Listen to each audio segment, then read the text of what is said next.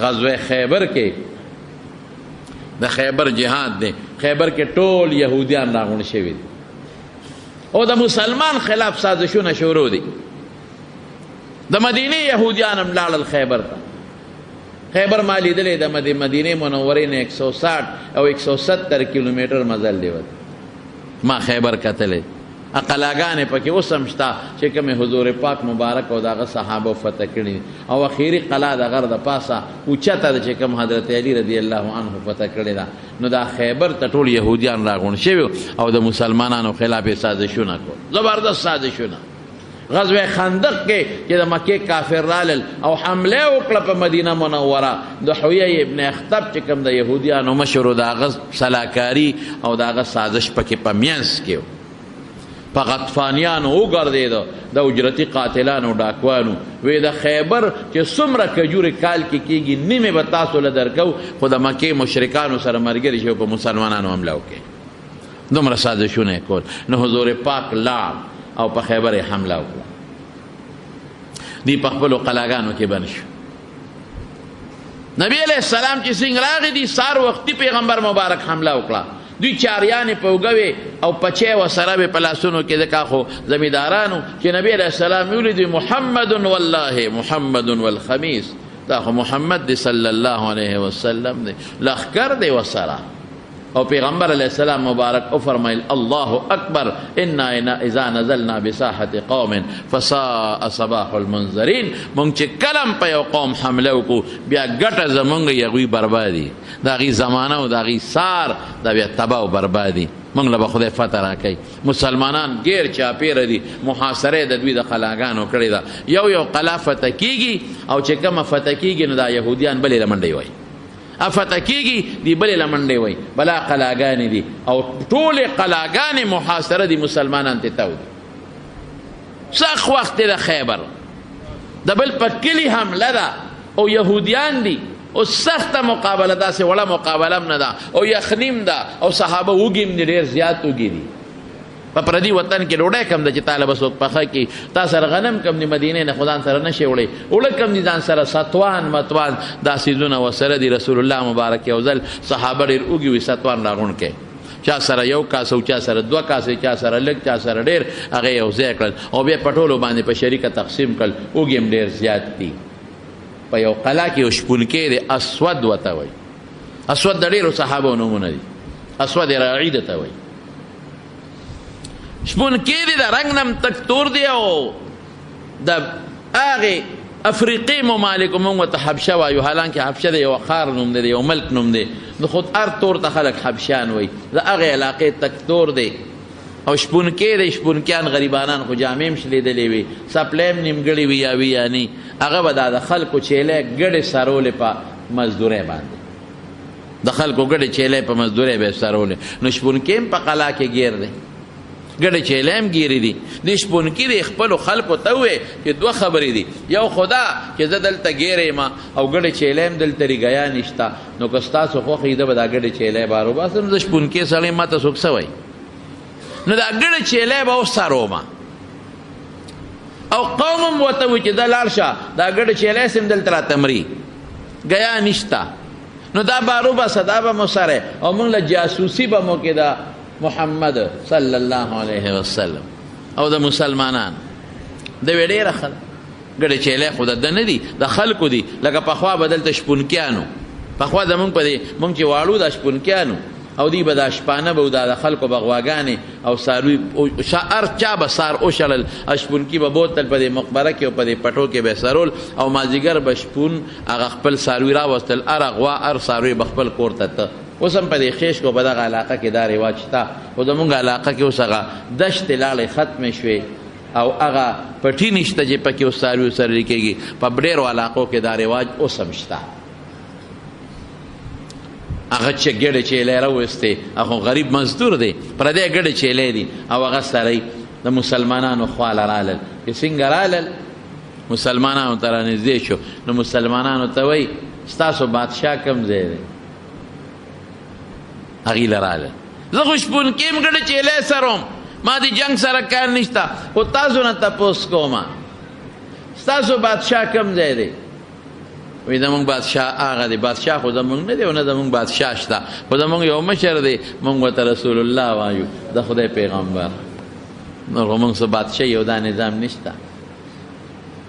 وی هغه سره ملاقات زه کولی شم؟ ته خو شپونکې ما. بادشاهان خو هغه زمانه کې کسرا د فارس بادشاه، هرقل د روم بادشاه، د چا پلار هم سره ملاقات نشو کولی. زه هغه سره ملاقات کولی شم؟ هغې وی بلکل کولی شي، کله چې ته م غواړې ملاقات کولی شي. وی محل یې کوم ځای دی؟ ای بادشاه خو بل لوی محل دا دومره صحابه و مسلمانان چې راغلي، خدا خو یو لوی بادشاهي محل وی وی محل خو د هغه نشته، مخامخ د کجورو د پاڼو سفر دی، هغې کې هغه د ملاس دی. محل کم دی؟ ګډې چیلی زما به امانتي دا پرېږدم دلته. هغه صحابو ته یې پرېږده سري به ځه، که ته هغه سره ملاقات کوې هغې پورې مونږ ستا د ګډو چیلو سوکی کوو، هېڅ فکر چې ونه کړي. قسم په خدای صحابو کې مینه وه، رحم و پکې،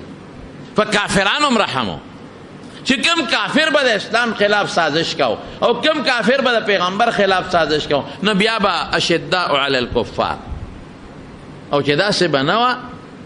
نو کافرانو باندې به هم رحم کو. پیغمبر مبارک په خپله رحم کړی، خپل عبادت کې او اسلام ته تکلیف نی، پیغمبر ته تکلیف نی، د پیغمبر او د قرآن او د دین خلاف سازش او ګستاخی نی، پروا نشته، خپل کار کوه.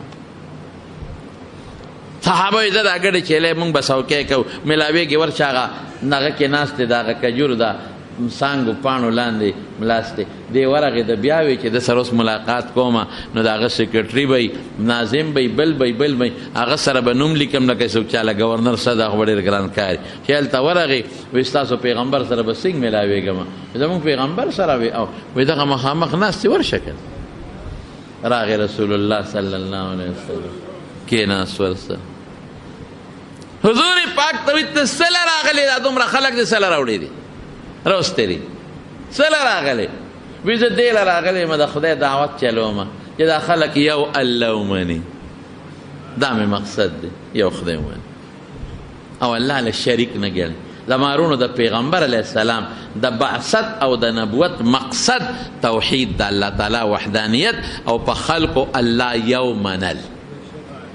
دا بنیادی عقیده ده. دا چې څومره محنت حضور پاک مبارک کړی دی او هجرت یې کړی دی او څومره جهادونه یې کړي دي او تکالیف برداشت کړي صحابه او ښځې او بچي پرېښودي دي، قسم په خدای بنیادي همدغه عقیده ده. د مکې مشرکانو خدای منه، شرک پې که عقیده خرابه وه. څنګه شرک پې کوه؟ هغې وایي دا بوت دا زویره کوي، دا بیماري جوړوي، دا باران کوي او دا به د قیامت پر ورځ موږ له د خدای په دربار کې سفارش کوي، د الله په دربار کې سفارش پکې. ما نعبدهم الا لیقربونا الی الله زلفا، د دې بوتان عبادت دی لکه چې خدای ته م نږدې کړي د قیامت په ورځ. ولې دا بوتان دا څوک دا د هغې د پیغمبرانو ډیزاینونه نقشې وې، د هغې د بچو نقشې وې، د هغې د نیکانو چې هغوی ته کوم نیکان ښکاره کېدل عبادت ګزار، د هغوی نقشې وې. دا خو د خدای نیازبین دی، د خدای خوښ دی، نو دوی به مونږ الله ته نږدې کوي. زمارونو دا د شرک عقیده ده، دا د بوتانو سره دا سلوک دا د شرک عقیده ده، دا خراب عقیده ده. ذات کې به یو الله منو، دوه به نه منو، یو به منو. او په صفاتو کې به یو وحدت د الله چې کوم صفات دي مخصوص ابا صرف د الله منو، د مخلوق به نه منو. دا به عقیده چې بچې به الله ورکوي بل څوک نشي ورکوي. دا به عقیده چې بیماری جوړوونکې او چې بیمار راوستونکې الله دی. اسباب به استعمالو، ډاکټر لبزو، حکیم لبزو، دم به استعمالو، خو دا به وایو چې دا ډاکټر دم او دا دارو مونږ نشي جوړولی. په دې ټولو کې به د شفا اثر څوک پیدا کوي؟ وایه الله به پیدا کوي. دا به عقیده. ربوبیت دا الله کارونه، دا الله صفات. الله چې کوم کار کوي کولی شي بل څوک نشي کولی. قسم به خدای کوي بل څوک کوي، دا به الله کوي. دې ته عقیده توحید وایي، د وحد الله د وحدانیت. نو زه دې دپاره راغلی ما، دې دپاره چې دې خلکو ته ووایم چې یو الله ومنئ، شرک مه کوئ. د الله سره په ذات کې، د الله په صفاتو، د الله په کارونو کې ربوبیت وغیرہ پدې کې به الله له شریک نه ګڼه مالک د خیر او د شر حقیقي رب العالمین به ګڼه او زه هغې مقصد د خدای را لېږلی ما د مارونو لږ داسو ته پته را زموږ جومات کې الحمدلله چې کوم ځای د مدرسې دپاره وقف شوی دی نو تاسو ته پته کار پکې ښه تیز روان دی که خیر انشاءالله نو ښه اخلاص نه پکې تعاون وکړي سهار زموږ د دې محلې یو ملګری راغی سهار هسې دا پکې منځ کې یو خبره راغله د دې محلې یو ملګری راغی زموږ ګاونډي فضل شاه لالا خدای پاک دې وبخي الله دې په قبر انوار نازل زموږ د باباجي خدمت یې کړی و زموږ خدمت یې کړی دی د دې ټول کلي خدمت یې کړی دی په یو خوا به په دې کلي کې یو معیارې پر سرکي پورې ګرځېده فضل شاه لالا خدای دې وبخي ډېر ښه سړی او د جومات سره ډېره مینه وه یو وخت کې مونږ د دې جومات دپاره څه د ځای اراده کوله غریب به مونږ سره منډې معیارې پورې والې روان زوی یې راغلی و دغه ماله لکه نوم یې شو ناظم شاه صاحب مال یې 12,000 روپۍ غالبا په لفافه کې راکړه ډېره جزان دي غریبانان دي ډېره جزان دي ما ته دا 12,000 روپۍ به والې او دا به په دې مدرسه جومات کې ولګې دا به د ما د پلار دپاره آخرت دپاره ثواب شي غریب عجز خلک قصبګر انسان عجز دی قصب چې کوي دا عجز دی دا غریبانان دی پردی ډوډۍ ته ناست دي غریبانان دا خدمتګاري غریبانان ما وی ګوره دا اوس د ده زړه کې یو جذبه ده څومره لویه خبره ده نن د پلار مینه د هغه لکې پرته ده نن د هغه لکې د پلار مینه پرته ده دا پیسې په بچو هم لګولی شوې دا بچې په ښځه هم لګولی شي دی پر ویرونو هم لګولی شي محتاجه دي غریبانان محتاجه دي ما ته پته ده بېوسه دي عجزانان نو راته نشم ویلی خو د هغه په زړه کې د پلار محبت او مینه ده زما پلار ډېر ښه سړی زما پلار مونږ سره خواری کړي دي ورېږه زما د پلار دپاره یو ثواب ګټم او جومات کې ورکوم 12,000 روپۍ ما په ډېره خوشحالۍ هغه لفافه ترې واخېسته ما لاس پړ دی هم نه ده 12,000 دي که لا 14,000 ما کتلي هم نه غالبا 12,000 ما واخېست زما وروڼو تاسو ته زه کوم چې زما مقتدیان یې د دې جومات تاسو یې که خیر انشاءالله العظیم نو مونږ کار جومات کې شروع کړی دی الحمدلله تېر ځل هم تاسو ډېر په اخلاص چنده ورکړی دی ډېر په اخلاص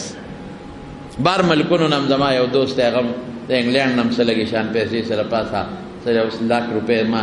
نه اوسېري دي هغه رالېږلي دي داسې څه دا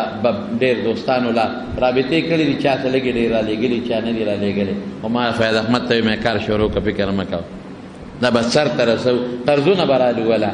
خدا به انشاءالله کار به نه بندو چې دا خشته ښکلې د دین مدرسه د حافظانو د قاریانو پکې جوړه شي او بره پې ښه خشته ښکلې چت واچو چې د جمعې دا مخه ملګري پکې لاندې د جمعې بیا مونځ کوي او بره هم پکې د جمعې مونځ کوي انشاءالله العظیم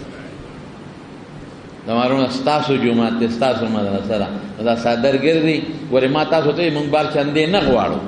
نه زمونږ سفیر څه چې غواړي نه زه خلک ګرځوم چندو پسې نه دا کار کوم خوړه مهربان دی چې دا ستاسو د دې جومات مقتدیان یې که د تورنځو یې او که د بار نه د پېښور یو ځای بل دی نو اخلاص سره په دې صادر کې حصه واچوئ ښه ځکه سیمټ په 1500 د 10 د پاسه بوری ده ډېر زیات لګي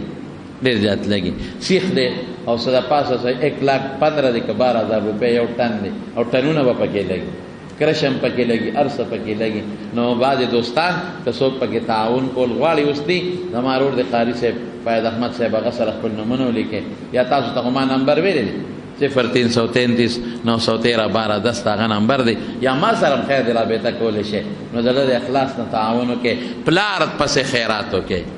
مور پسې خیرات وکړئ پلار پسې مور پسې لکه څنګه ناظم شاه وکړ دقسې پلار پسې مور پسې خیرات وکړئ تاسو هغوی راوړئ دغې مور او پلار ماشومان لوی کړی یې دغې مور او پلار د او د سماتي پاک کړي دي نن هغوی ستا مدد ته محتاجه دي او د دې صدقې جاري نه لوی مدد بل نشته او ځان دپاره مو کې مصیبتونو رد صدقې خدای به مصیبتونه درنه لرې کړي او دا عقیده وساتئ چې د خدای لار کې ورکړئ خدای غیرتي دی دا به نه روکئ انشاءالله د هغې بدل یې به خدای په دنیا کې هم درکوي په آخر کې به هم درکوي انشاءالله العزیز بهر کې پرونو دا خدا صادر ګرځېده د هغې متعلق خبره مې وکړله بهر ملکونو کې زمونږ دا بیان ډېر خلک اوري چې څوک هم دا اوري هغوی ته هم زمونږ دا درخواست دی چې که د مدرسه هم ده جومات هم دی څوک پکې څه قسمه تعاون کول غواړي نو موږ سره کولی شي انشاءالله ډېره زیاته ګراني ده او ډېرې پیسې لګي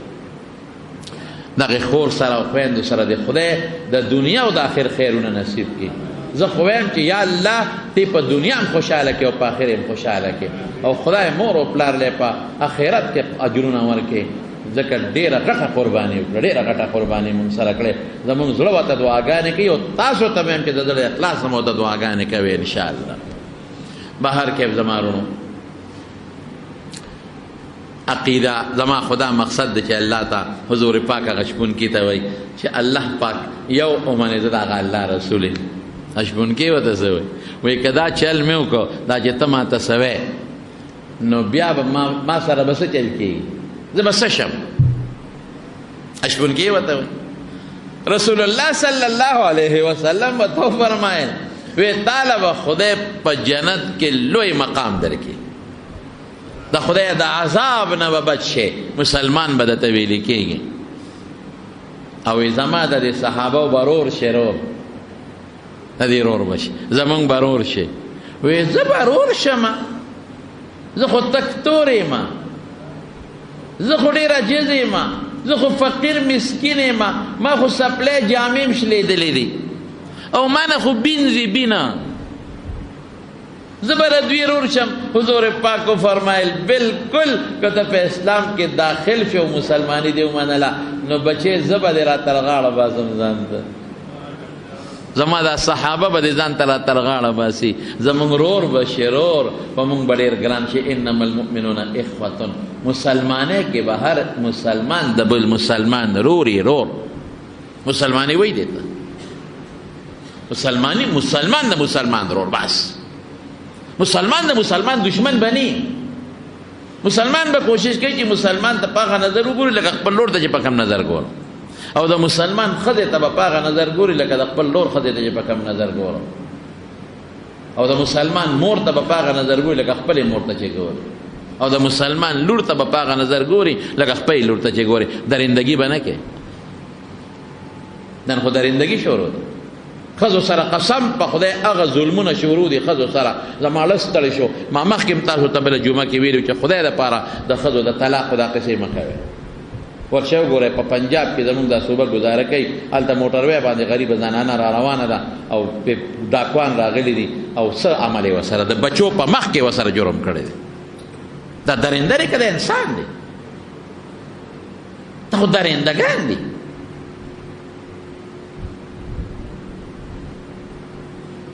د شپې دلته راپاسې ښځه کوزې د موټر نه بچي دې تختې ښځه بچو پسې درمنډې وایي شیشه ورته د موټر ماته او د ماشومانو بچو په مخ کې د هغې عزت اخلي د انسانیت دی ښځو سره موږ څومره ظلمونه شروع کړي په کور کې دننه څونه ظلم کوو سهار وختي ته چې د کټ نه پاسې نو بستره د ګډه وډه پرته د کټ څادر د ګونجې مونجې پروتي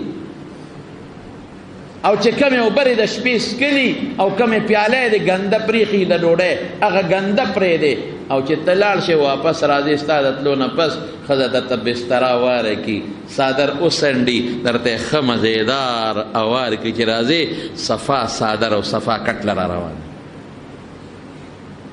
تا لوښي ګنده پریښي چې د څکلي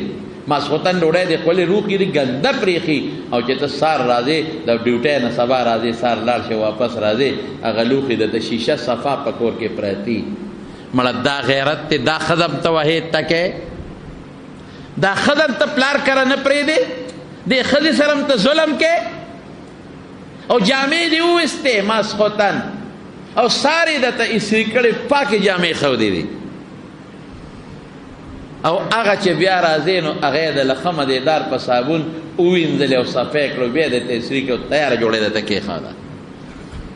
او کم پوستکي چې د کیلو په ځمکه غورځولې دي او ځای دې څښا کړی دی چې ته اودې او واپس راځې هغې درته غوړ جارو کړی صفا کړی وي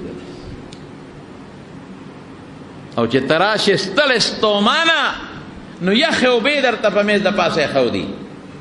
او چې ته وې زما سر خوږېږي نو لاس راوالي په سر دله زورونه کوي دا نه وایي چې ما خو نن ټول ورځ جامې ایندلې دي لاس مې خوږېږي دا نه وایي چې ما خو ټول ورځ نن بینګلی پرې کړې دي او ما خو غوښه پرې کړې ده یو ورځ خو ته د کور کار وکړه چې پته راته ولګي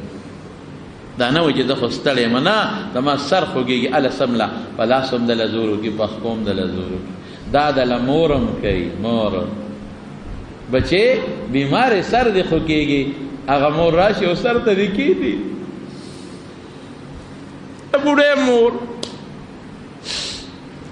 سر دله زور وکړي زور ځان ته یېري یېر غریبه ناجوړه انسان د مور نه یېري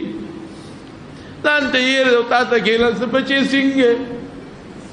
او ته ورته مورې ته څنګه وایي چې ته ښې ده ښې ما هغه مور هم مونږ کوتک راوالو په سر یې وو هغه مور ته مونږ سپی وایو سپی هغه مور چې ته بار وځې او هغه تا ته لپې لپې دواګانې کوي هغې ته مونږ د سپی په نظر ګورو د سپی په نظر چې ښځه راولې د هغې د ډوډۍ غریبې ځای نی بیا تا سره د هغې د خور ځای تا سره نی د هغې د رور ځای تا سره نی موږ سور ته ولې دونه ظلمونه مونږ کوو مونږ خدای له به نه ځو دا زنانو سره ولې دونه ظلمونه مونږ کوو دا لوښي دله څوک ایندي دا سر ته څوک ناستي ښځه ناستی مور ناستی خور ناستی چې ګوري اور پسې شاته خور شاته ګوري اور مې بوډا شو اور خو مې ملا ټیټه شوه موږ څه وایو مونږ سپینه زر ورته نه کوو خور مونږ په کال کې یو شکری چوري وله ساتلې هغه وله وړو دا زموږ د خویندو حال دی خور ته مونږ د خور په نظر ونه کتل مور ته مونږ د مور په نظر ونه کتل لور ته مونږ د لور په نظر ونه کتل دا کم خوا دا مسلماني لاړه دا د پیغمبر علیه السلام سنت کم خوا لاړل دا د رسول الله مبارک طریقې کم خوا لاړل موږ د پیغمبر په نقش قدم روایو دا د پیغمبر نقش قدم دی هغه بیبیانو سره داسې کړي دي دا د صحابو نقش قدم دی صحابو د خپل لونو سره خویندو سره میندو سره دا کړي دي چې دا موږ کوو د مسلمانې دا حال دی زموږ د ښځو د کراچۍ کې سیالکوټ کې او ځای په ځای آئے دن اخبار کې راځي روزانه اخباراتو کې دا راځي نن دا کوان ورلې لو ښځی رونیوه بچو مخ کې ولې عزت تار تار بله خور نه بله لور نه مسلمانې پیغمبر دا ویلی دی صحابو دا ویلی دی دا ته چې څه کې قبر موږ نه پېژنو چې موږ قبر له روان یو اخرت مونږ بالکل یېر دی د خبر عذاب ته زموږ نظر نشته د قیامت ورځې ته زموږ نظر نشته د دنیا ژوند دی او دولت او دولت او دولت او د دنیا مزې چرچې زما وروڼو خبره مې دې پورې کوله چې خویندو احترام کوئ تپوسې کوئ تورسرې دي کور کې ناستې دي غریبانان نشي کولی مزدوري رور له پکار دي د خویندو تپوس کوئ ورځئ شی وله وړئ لږ شي باندې خوشحالېږي مړی سموړاسې ورځه د خور تپوس کوه خوشحاله به شي مور سره لږ سات کښېنه که جم دی وي وکړه مړی قبر له ځه مور لوی نعمت قبر له لوڼو په سر رحم لاس ایږده ترور دی دا خیال ساته ظلم منه کوئ چلته دا درندگی د درندگان پورېدل اړه مې درد وکړو چې دام د چا لور به هر څوک چې مسلمان وطن کې سفر وکړئ ولې دا دونه ظلم موږ خلکو شروع کړی د ښځو سره بهر کې زما وروڼو نبی کریم صلی الله علیه وسلم کو فرمایل چې کلمه دی وې الله باندې خوشاله کی زمونږ رور بشي رور بشم بالکل ما نه خو بینځي مونږ به را تر غاړه بازو ځانته دین کې بیا نشته لا فضل لعربی علی عجمی ولا لابیض علی اسود الا بالتقوا. د سپین په تور د عربي په عجمي فرق چې دی په تقوا دی پرهیزګارۍ باندې دی. نور دا فرق نشته، دا تور دی دا سپین دی، دا مالدار او دا غریب دی. زما وروڼو وی ښه وی داسې به وشوي او هغه شپونکي کلمه شهادت وی او خدای مسلمان که مسلمان شو. چې مسلمان شو رسول الله مبارک ته وی اوس به څه کوم؟ زه څه وکړم؟ دې ته امانت وی، دې ته پیغمبر وی. پې بچې لاړ شه او دا ګډې چیلې چې د چا دي د هغوی ته حواله کړه. نو بیا راځه اها اوس عقل څه وایي دلته؟ عقل وایي چې دا خو د دشمن ګډې چیلې دی، غنیمت دی په ګوتو رالی. که حمله په دې قلعو شوه همدا ګډې چیلې به نیسو غنیمت به او لاس ته راغې واپس یوسه. او کم وخت دی صحابه دومره غریبانان اوږي دي دومره چې د یهودیانو نه خره راونیول، خره یې لال کړل، خره دا کورني خره او په کټمو کې غوښې باندې کړې. نو حضور پاک ته چا وویل چې صحابه خو خره لال کړل او هغې په کټو کې باندې کړې. وی الوازو کې مردار دي، هغې ته پته نه وه غریبانانو ته. دغې وخت کورنۍ خره د هغې غوښې خوړل حرام شو، مردار دي.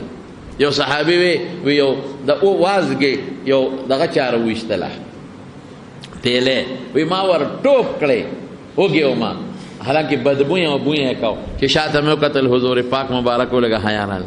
اوږي دي غریبانه هېڅ درک نه لګي. همدغه ګډې چیلې سبا غنیمت کې را حاصلوي. لیکن دې شپونکي ته وي بچې دا یو څه هله شابه دا خپلو کسانو ته واپس که نو بیا راشه. ولې؟ ځکه هغوی تاله دا ګډه چیلې درکړي، ته خو مزدورې، یو معاهده ده ورسره ستا، په تا ذمه داري ده چې دا به هغې له واپس بوځې. امانت کې خیانت به نه کوې بچې، شابه دا واپس یو څه نو بیا راشي. او بکې څوک داسې نن سبا د دشمن مال سره او بیا هغه دشمن سره چې حمله دې پرې کړې ده، محاصره دې کړې ده، قسم په خدای د رسول الله مبارک امین امین امانتګر. او صحابو ته دا چل خولی هغه ګډې چیلې واپس بوتلې. صحابه کش نه کوي چې صاحب دا خو غنیمت دی که نه، دشمن مال دی، محاصره هم کړې ده. نه نه دا د دې بچي ذمهداري د دې ګشپونکی دی، هغې ورکړي دي، دا به واپس بوځي ونه چې خیانت را نه شي. دنیا کې یو مثال پرېږدم، ګډې چیلې واپس کې واپس راغی. چې راغی رسول الله مبارک ته اوس به څه کوم؟ د حج وخت هم نه چې حج له ځې، او څوک وایي دغې وخت کې لا حج فرض هم نه، د مانځه وخت هم نه چې مونځ وکړم، د روجې میاشت هم نه را چې روجې ونیسم، غریب دی زکات هم پې فرض نه دی. وی اوس به څه کوم؟ وی بس اوس که دې خوښوي نو توره به لاس کې والې جهاد به وکړې. وی ښه چې جهاد وکړم او مړ شم څه به کېږي؟ خو لا غریب نه دی خبر که نه. وی چې مړ شي نو الله به د جنت الفردوس ته ورسوي، هغه جنت چې د الله د عرش د سوري لاندې دی. او چې مړ شي وی زه خو تک تورې ما، وی تک تورې خو که مړ شي تا نه به رڼا خیږي، تا ته به د جنت حورې هرکلې او مرحبا وی.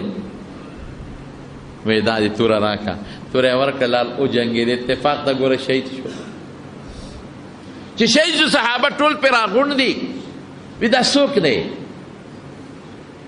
دا خو څوک ناشنا دي، مونږ خو نه پېژنو. نور خو ورته پته وه چې پلانکی دی، زر اوچت کشه هغه لمبۍ او هغه د خیر په شهید لمبول خو نشته، خخۍ دفن کوي، خو دا خو ناشنا دی. رسول الله مبارک وی دا هجوم او بیړه سره وی دا صاحب یو هلک شهید شوی دی، څوک یې نه پېژني، په تیر کې لګېدلی دی او که دا څنګه دی؟ هغه ته خلک راغونډ دي. نبي علیه السلام مبارک ورغی چې ویې کتل، وی دا زه پېژنم. تاسو نه پېژنئ، خو دا بچې زه پېژنم. هغه بچې دی چې د نه مونځ وکړو، نه روجه ونیوله، نه زکات ورکو، نه حج وکړو، نه نیک عمل وکړو، خدای جنت الفردوس ته ورسوي. وایي دی ما ته دې وخت کې په جنت الفردوس کې ښکاري دا بچې، او دا بچې دې وخت کې ما ته د حور عین سره خشته حور سره ښکاري، او دا بچې دې وخت کې ما ته لکه د سپومې خشته ښکلې رڼا ښکاري، او دا بچې ما ته ډېر خوشحاله ښکاري. لیکن امانت واپس ورسوي. مکه مکرمه چې کله فتح شوه، مکه مکرمه غیره خبره اوږده ده اوس دا به درته بله جمعه کې ووایم. خو زما وروڼو په موږ ستاسو دا غټه ذمهداري ده، غټه د مانځه چې موږ په صحیح طریقه ویم خو غلطې ونه. په موږ دا زکات ذمهداري ده چې موږ زکات د هغه طریقې سره ورکړو چې کوم موږ ته رسول الله مبارک ویلی دی، او موږ پکې ریا ونه کړو. موږ صدقه او خیرات په هغه طریقه ورکړو چې موږ ته پیغمبر مبارک ښولی دی، او موږ په هغې کې ریا ونه کړو او سبا دا ونه وایو زکات مې در نه کړ، خیر ښېګړه سره کوم او زما لغم خادیله اوس نه راځي. نه، لا تبطلوا صدقاتکم بالمن والاذی، احسانونه به نه کوي او نه به چاته ضرر رسوي، صدقه به په دې نه بربادوي. او روجې نیسو یو ذمهداري ده په هغه طریقه چې حضور پاک ښولی. حجم یو ذمهداري ده په هغه طریقه، امانت ذمهداري ته وایي چې الله ویلي په هغه طریقه. او ایرونو د ښځې پته یو ذمهداري ده، هغې سره به هغه ژوند تېری چې څنګه الله او رسول تېر کړ، څنګه رسول الله مبارک تېر کړی. د بچو هم تا باندې یو ذمهداري ده، هغسې ژوند به تېری چې کوم موږ د پیغمبر مبارک ښولی دی. په بچو د پلار او د مور ذمهداري ده، هغسې ژوند به تېری چې موږ ته پیغمبر مبارک ښودلی. او په افسر هم یو ذمهداري ده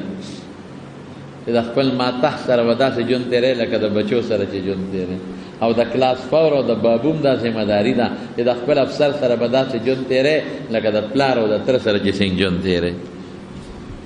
او د سرکاري افسر ډیوټۍ والا باندې دا ذمهداري ده چې وخت به پوره تېری، ټګي به نه کوې په ډیوټۍ کې، ټګي به نه کوې. او د خزانې کې به کرپشن نه کوې، کرپشن پتا ذمهداري ده، خیانت به نه کوې خزانې سره، د ملک نه به کوې، دا ذمهداري ده. پتا دا ذمهداري ده چې دا ستا ملک دی، دې ملک سره به هم ټګي نه کوې، دوکه به نه کوې. دا ټول ذمهدارۍ دي که نه؟ پتا دا هم ذمهداري ده چې زه دله پیسې درکړمه چې ماله روجې راکړه، نو ګډې والا به نه راکې، صفا روجه به راکې. مساله راکړه، نو ګډې والا به نه راکې، صفا به راکې. غوښه راکړه، نو صفا به راکې، ګن به راله نه راکې. پیسې زیاتې والا دی، خو زیاتې کېږي، زیاتې به درکړم، خو ښه شی راکړه. ټماټرو والا هم ټماټر اخلي، نو دا ذمهداري ده پتا چې ښه شی به ورکې. دا نه چې هغه پیسې رالي د جیب نه، تا ټول د لاندې نه هغه څښاک چقل راغېستې هغه دې پکې ورته اچولي. دا خو امانت ده، خیانت، دا ټول خیانت کې راځي. ټوله ورځ خفه کېږو به نه،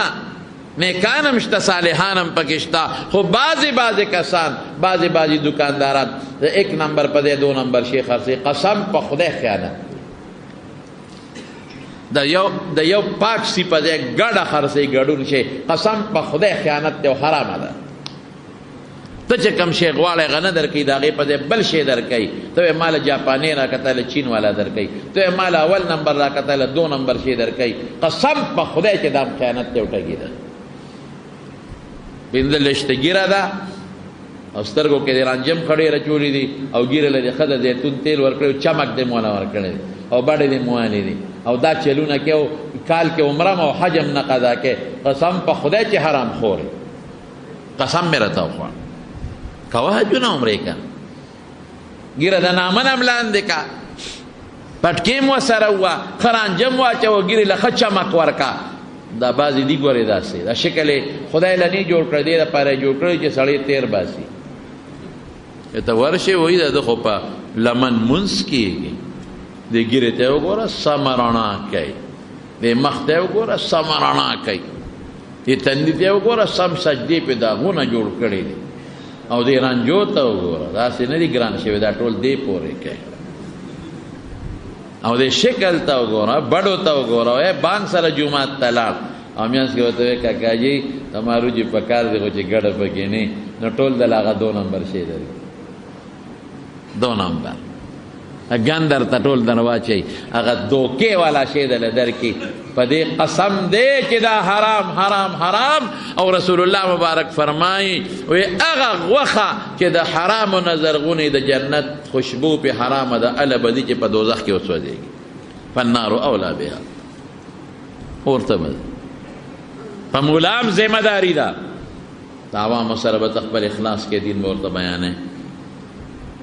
دا منه کې چې که زه دا خبره کوم زما مقتدي به خفه شي او ما په طریقه په نرمۍ بیان کړه ما به د امامتۍ نه وباسي رزق په امامتۍ کې نه دی خدای به درکړي په مدرس هم ذمہ داری در مدرسې په مدرس چې دی به هم درس کې ټګي به نه کوي دوکه به نه کوي صحیح طریقې سره به درس کوي او کتاب به ګوري هر چا یو خپله ذمہ داري ده هلته مې نیمبوان اخیستل په پېښور کې ګاډي والا ته مې ګاډي ودروه او ښه لویې ګیرې وخښته و مزېدار ما وی که خیر انشاءالله سړی مې مونځ ته و دی به ښه شی راله دومره غټ غټ نیمبوان مې پسو دي کیلو پسو دي وي په دې مې ښه دا سر والا نیمبوان به راکې ریټ مې سره ونه کوي چې ریټ زما د خوښې مال ستا د خوښې دونو خیال ریټ زما د خوښې مال ستا د خوښې مې ټیک شوه مې بس شابه وتله چې مې اوس تلی ورړمه کړه لاندې هغه سوبیرو په شان شنې رنډې ته تله ورړمه کړه ای کاکا دا بره وایي دا به په چا خرڅومه مې اوس غریب سړی مولیم نه جنګ نشم کولی نه ستغه ویلی شم ګنې زه به راته اوس لنډ جواب در کوم چې په هغه مور دې خرڅ کړه په چا خرڅوې ما خو تا ته خبره خلاصه کړه که نه تا په خپله وایي چې ریټ ستا ما د خوښې او مال ستا د خوښې دا په چا خرڅوم رسول الله مبارک یو ځل راغی او غنمو کې لاس ومنډه لاندې لامدو سړي ته دا ویلې وایي باران پې شوی دی باران په بره کېږي که په لاندې کېږي لامده بره کېږي چې خلکو ته پته ولګي موږ څه چل کوو موږ دغه لامده هغه ګن لاندې کړو هغه پې د پاسه کړو چې ګاګ پې دوکه کړو او ګاګ پې ووو او د شپې چې کور ته لاړ شو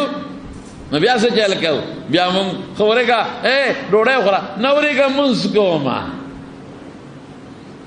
تا خو لیټ شو که نه مونځ یاره یو څو رکعته نفل مې هم کوله او منځ کې د ټول ګن په خلکو خرڅ کړی دی ټول ارامه دی راوړی حرام به نه کوې حلال به کوې په دکاندار دا امانت دی ذمہ داري ده چې کوم شی ګاګ ته نه اخلي همغه شی ورکې غلط به نه ورکې لږه ګټه قسم په خدای که په پیسه کې پیسه د انسان د راحت ذریعه ده ګورې راحت نه دی دولت د انسان د راحت او د سکون ذریعه ده راحت او سکون د چا په لاس کې دی یو ملګري خبره کوله و خبره نه اوږده شوه وی روانو عمرې له زما یو ملګري وی ډېر زیات مالدار نو ما هغه ته وی چې هلکه چې ته چې لاړ شو چې ته ځان له چې د نږدې ځای والو او عمرې دپاره ځو چې ځای هم نږدې وي چې مکې ته حرم ته تلل راتلل هم راته اسان وایي ما ته وایي مړه خو چې پیسه یې هر څه میلاوېږي ولې سوچونه کې وایي ما به ورته بیا وایي چې مړه دا چل وکړو دا یاره مړه چې پیسه را سره یې څه غمونه کې چې پیسه یې په غرونو کې لارې وباسي مالدار اوسه څه د سره څه کې هر شي کې پیسه یې پیسه یې پیسه یې پیسه یې پیسه یې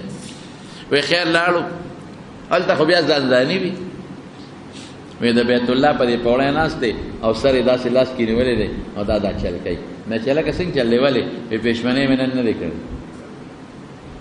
ولې دې پېشمنۍ نه دی کړی وی سر مې خوږېږي نن پېشمنۍ پاتې دی ولې دې نه دی کړی یاره وی را پاسېدم هغه هوټل ته ورغلم بلاره شو پکې نو هغه سړي له ورغلم وی لینډ کې ودرېږم وی لینډ کې ودرېدم وی چې زما نمبر راته بانګې ووایي مې تا خو وی چې پیسار څه کوي که پیسار څه کوي نن د پېشمنۍ ولې ونه که چې پیسار څه کوي پیسه به د سره او ډاکټر به راته وایي چې دی بابا علاج نه کېږي دا کور ته بوځو ځکه نه به پیسې ته جوړ بس پیسه به د سره دوی به دې بوځي شفا ته هغه خان ته غټو غټو هسپتالونو ته وبوځي او ډاکټر به وایي 80 لکه روپۍ راوړه دا داخله که دی نه بغیر نه کېږي 80 لکه به داخله کې بیا به ډاکټر وایي یاره بس موږ خپل کار وکړو ستا بس دوا ورته کوه ځکه نه به پیسې ته بچ کړه پیسې ته جوړولی شي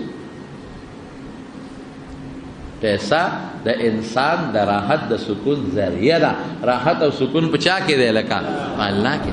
هغه سره ده ځکه خو الله و یا ایها الذین آمنوا لا تخونوا الله خدای سره به ټګي نه کوئ د خدای چې کومه ذمہ داري ده به پوره کوئ والرسول رسول سره به ټګي نه کوئ چې کومه ذمہ داري ده هغه پوره کوئ وتخونوا اماناتکم او هغه څوک ویلا پکې واپس کا چې خپل امانتونو تخونوا خپل امانتونو کې به ټګي به نه کوئ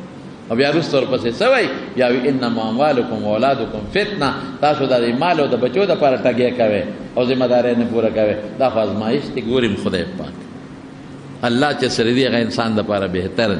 نو انشاءالله هر انسان په دې پوه دی امانت څه ته وایي ذمهداري. هر انسان په دې پوه دی چې په ما د خدای څه ذمهداري ده، په ما د رسول څه ذمهداري ده، او په ما د بنده څه ذمهداري ده، په ما د ښځې لور خور ګاونډي او د ما د زمیندار او د همسایه او په زمیندار د نیک څه ذمهداري ده، هغه پوره کوي. دې ته امانت وایي. او ذمهدارۍ ته په حقیقت کې امانت وایي. د چا راز چا سره پروت دی هغه راز ښکاره نه کړي، دې ته امانت وایي. المجالس بالامانه رسول الله صلی الله علیه وسلم فرمائے چې مجلس کې څوک یو بل سره خبرې کوي نو دی به دا خبرې محفوظ ساتي، بل ته به نه وایي.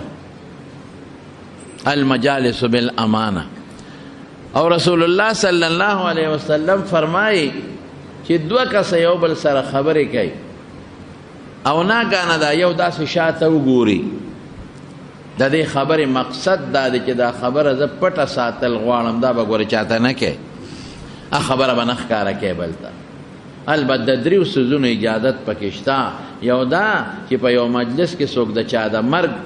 صلاح مشورې کوي پټې، نو هغه ته ښکاره کړه چې دا بل مسلمان وینه بچي. یا په یو مجلس کې څوک د چا د بدعملۍ مشورې کوي، نو ښکاره کړه چې هغه انسان خپله لور خور محفوظ کړي. یا په یو مجلس کې څوک د چا د ضرر او د ډاکې او د دوکې مشورې کوي او ته پې خبر شوې، نو هغه سړی خبر کا یا خبره ښکاره کړه چې هغه بل مسلمان بچ شي. د دې نه علاوه المجالس بالامانه، مجلس کې چې څوک خبرې کوي ابه ساتې ابه بار نو باسي. ذمهدارۍ ته وایي پتا یو ذمهداري راله هغې ته امانت وایي. قرآن شریف کې رب العالمین چې دا کمایت ذکر کړی دی، انا عرضنا الامانة على السماوات والارض والجبال، وایي موږ په اسمان یو ذمهداري ور واچوله. انسان نه مخکې اسمانونو ته وایي په تاسو یو ذمهداري چې ما به پوره کوئ. خو څنګه ذمهداري؟ هغه تکویني ذمهداري نه، خو هم په دې کائناتو کې د خدای شته. نور لګیا د خپل حرکت کوي، سپوږمۍ لګیا د خپل رڼا ورکوي. نه تکلیفي چې ته به مکلف یې، که دا ذمهداري دې پوره کړه نو زه به خوشحاله شم او خوشحالی به در کوم، هر څنګه خوشحالی چي. او که هغه ذمهداري دې پوره نه کړه نو بیا به زه خفه یم، عذاب به در کوم، هر څنګه عذاب چې به دله درکړي. خدای پاک ورکوي که نه؟ غر له خدای عذاب نه ورکوي، ټوکړې ټوکړې یې کوي. کائناتو کې خدای کوي، ځمکې له خدای بعضې وخت سزا ورنه کړي. د خدای په نس چې کومه سزا ده مخلوق له سزا ورکوي، خو اثر یې ځمکې ته ورسېږي، ځمکه ټوکړې ټوکړې شي، ختمه شي، وغورځېږي دریاب ته، اوبو سره وبهېږي. او ځمکې له خدای راحت او خوشحالي م ورکوي، هغې کې زرغونه پیدا کړي، بوټي پکې پیدا کړي، اونې پکې پیدا کړي، او ځمکې له خدای راحت ورکوي، مونځ پې کېږي. کما ځمکه چې په هغې مونځ کېږي، په کما ځمکه چې قرآن تلاوت کېږي، په کما ځمکه چې دینداري کېږي، دا ځمکې له خدای په دنیا کې جنت ورکړه. دا ښه ځمکه ده، بهترینه ځمکه ده. نبی کریم صلی الله علیه وسلم فرمایي خیر البقاع مساجدها، په ټولو ځمکو کې بهترینه ځمکه جوماتونه دي. وشرها اسواقها، او په ټولو ځمکو کې خرابه ځمکه د بازار ده. ولې دوکه پکې کېږي،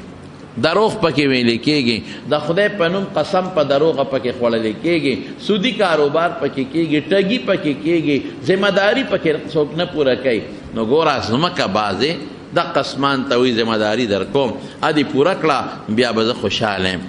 بیا به تا هم خوشحاله یم. هغه هر څنګه چې لکه د انسان چې خوشحالي د جنت ته، هر څه چې الله ته معلومه ده. او که دا ذمهداري دې پوره نه کړه بیا به خفه یم، سزا به در کوم. ځمکې وایي نه، دا نشم کولی. ما دا تکوینی تابعداري ډیره ده چې ما کې اسمان وی نشم کولی. دا تکوینی ذمهداري ډیره ده چې په ما کم بستا پیدا کړی مو کم کار لا هغه به کوم، او نور هغه نشم کولی تکلیفي چې ګنې جنت به راکې یا دوزخ یا خوشحالیږي او خفه کېږي، به دا نشم کولی. مشوره یې ورسره کوله، زور یې پرې نه چله. بیا ځمکې ته وایي چې تاله یو ذمهداري در کوم، هغه ذمهداري دې پوره کړه، خوشحاله به دا خدای خوشحالي جنت هم کېدی شي، هر څه کېدی شي، هر څه کېدی شي.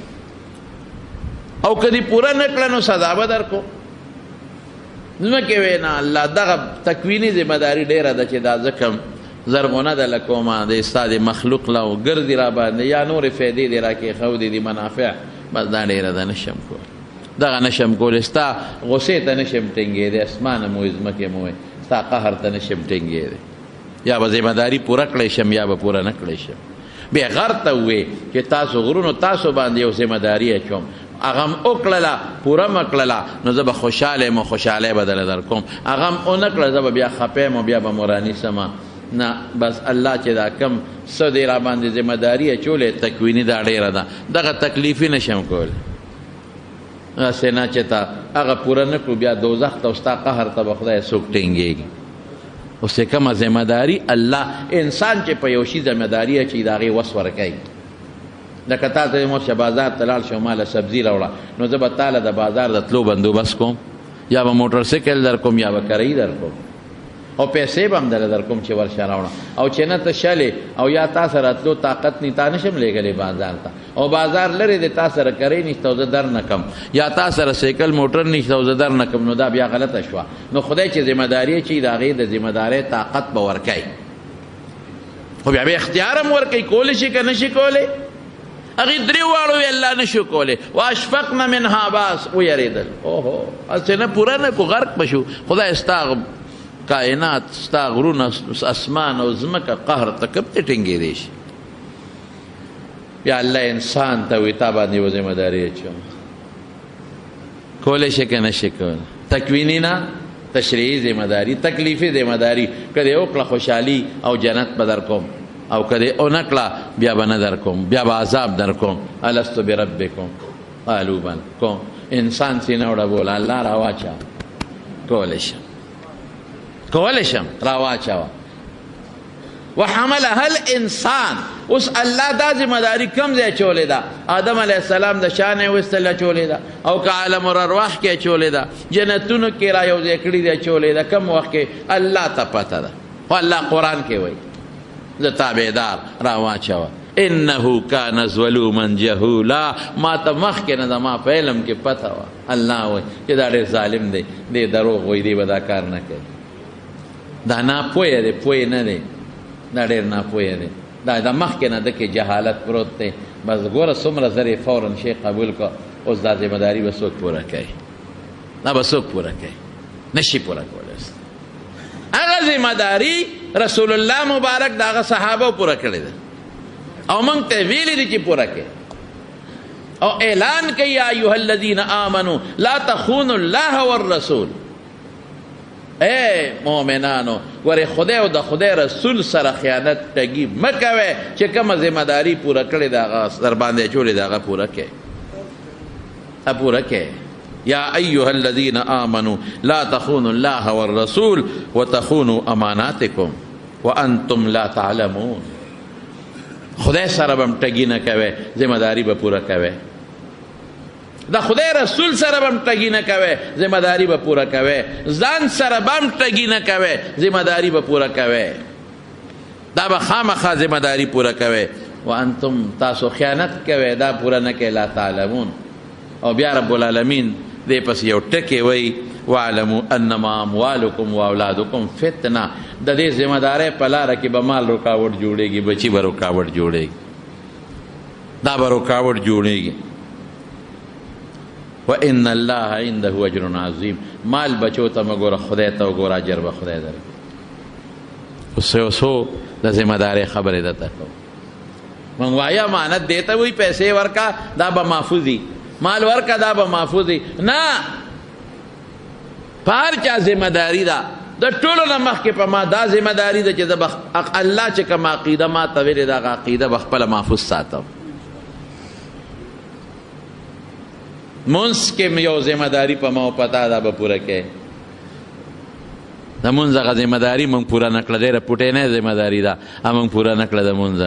هغه څه ذمهداري ده 2 رکعته منځ د افسار 4 د ماسپښین مازدیګر ماسخوتن 3 د ماښام دا به په هغه طریقه کې په کومه طریقه رسول الله مبارک کړي دي صلو کما رأیتمونی اصلي پیغمبر نمونه د اسوه حسنه چې زه څنګه منځ کوم هغسې به کې هغسې وکړم درز او دروز هم جوړ کړی منځ ته ماړو سوچ نه د 100 روپو ټماټر چې الو څومره پکې سوچ او فکر کو لټو چې خراب را نه کی او د کروڑونو روپو مونږ کې مونږ پکې سوچ تکو او هغه نور امانتونه توبه واسه. نبی کریم صلی الله علیه وسلم چې هجرت کوي د مکې نه مدینه منورې ته د کافرو د لاسه هجرت کوي. د مکې خلک ټول دشمنان دي په وطن کې نه پریدي او دغه وخت کې پیغمبر علیه السلام سره پردي مالونه پراته لري امانت. دغه وخت